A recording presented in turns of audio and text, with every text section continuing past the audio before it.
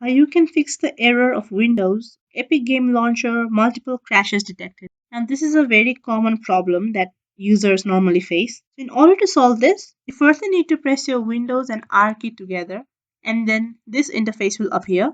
Over here, you need to type percentage local app data, close it up with percentage, and then enter.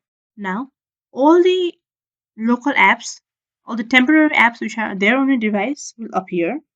And then over here, you need to search TEMP.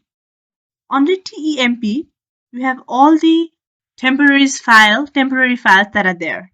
All right. So now you need to select all these files and then press the delete button. You'll need to provide administrator permission to delete this folder because there are certain folder for which while installing it, we normally did it by setting up the administrator's permission. So in order to delete this as well, we need administrator's permission. So in this case, mstd admin. This folder requires the permission of the administrator of the device's administrator to delete it. Now you need to click on do this for all current items and then press on continue.